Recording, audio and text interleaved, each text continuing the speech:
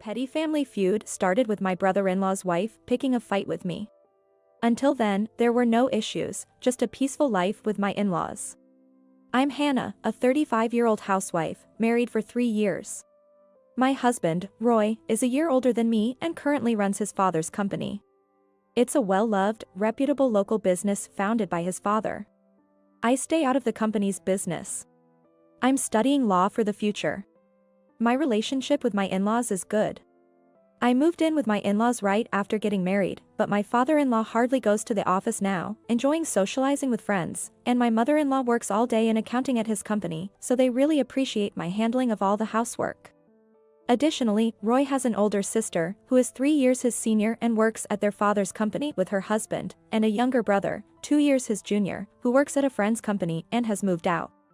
Since I had little interaction with them, there were no issues. The peace was disrupted when Roy's brother, Tyler, married 27-year-old Melissa. She was already pregnant at the time of the marriage and gave birth to twins, a boy and a girl, 2 months later. In contrast, Roy and I don't have children. Only my in-laws, Roy's sister, my husband Roy, and I know this, but the issue lies with Roy.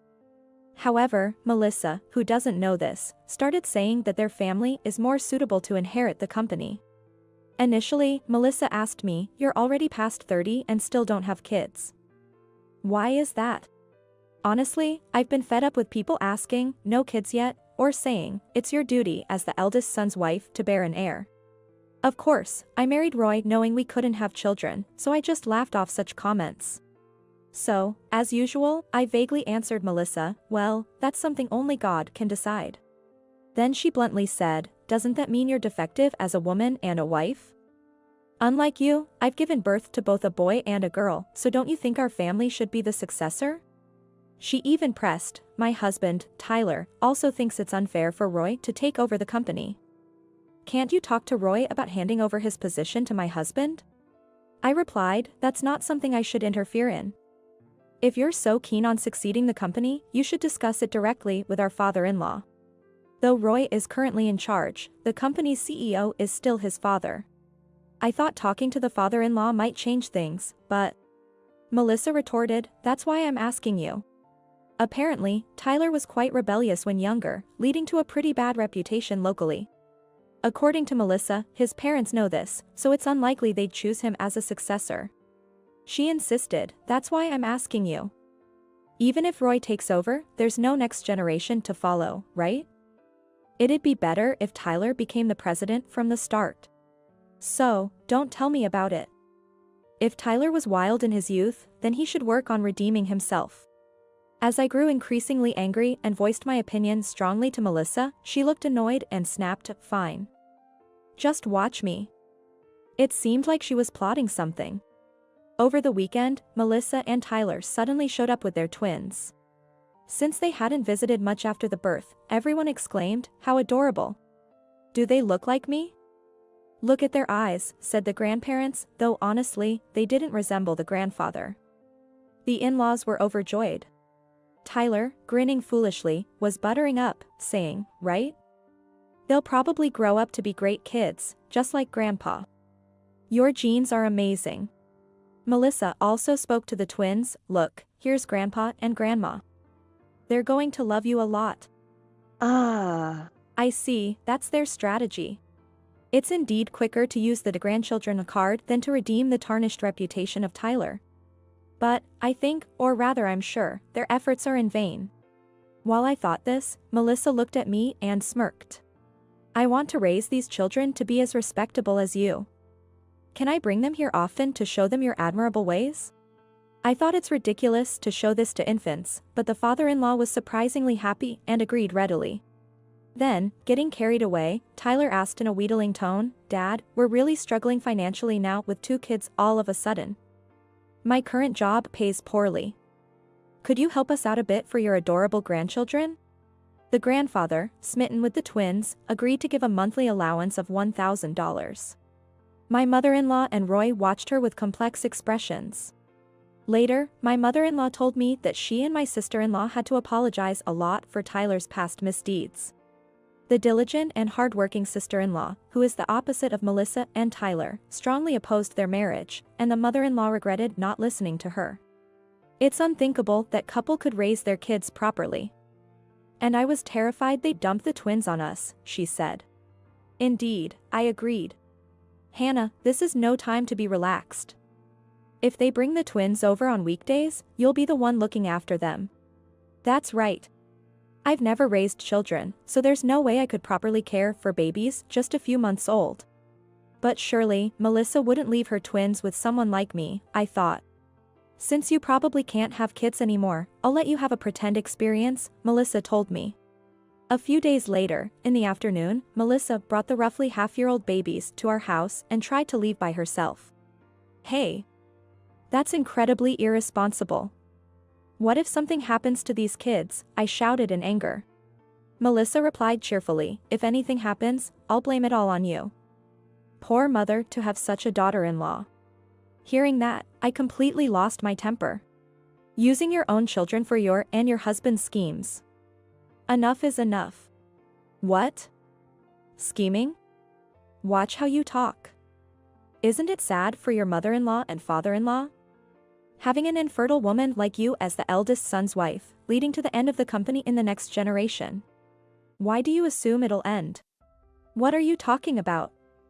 Since the eldest son, Roy, doesn't have kids, there won't be a next generation once he becomes the president. Someone else will become the president. I won't let that happen.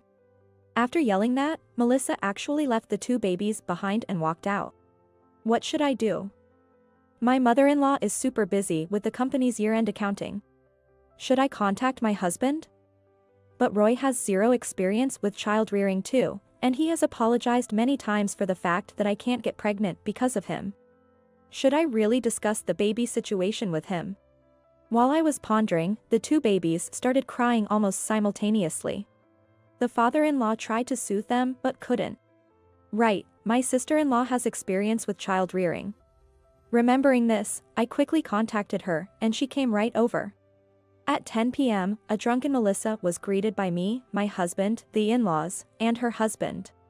My sister-in-law was in another room, making sure the twins didn't wake up. What's going on? Why is everyone here? Melissa was visibly shaken. The mother-in-law asked why she left the children for 7 hours. Oh, that? Hannah insisted on taking care of them and kicked me out. How awful, right? Roy responded to Melissa's smooth lie. I heard all your conversation with Hannah this afternoon. You really talked down my wife.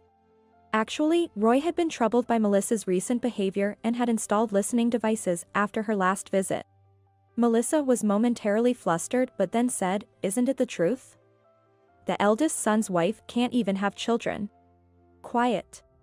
That's when the mother-in-law raised her voice. The fact that these two don't have children is something my husband and I have already accepted. It's none of your business.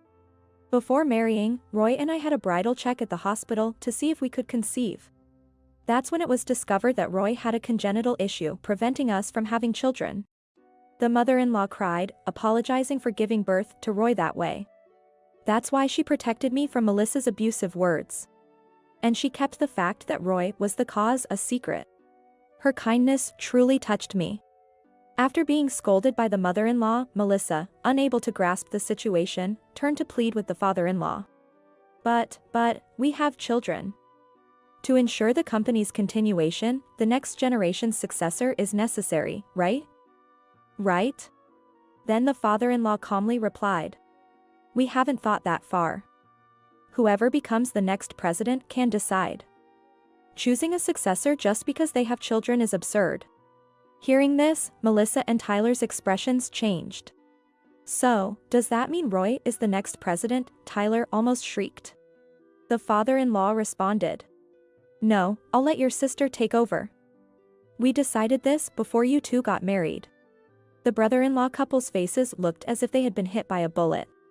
But, the sister is a woman, Tyler managed to say. The father-in-law cut him off.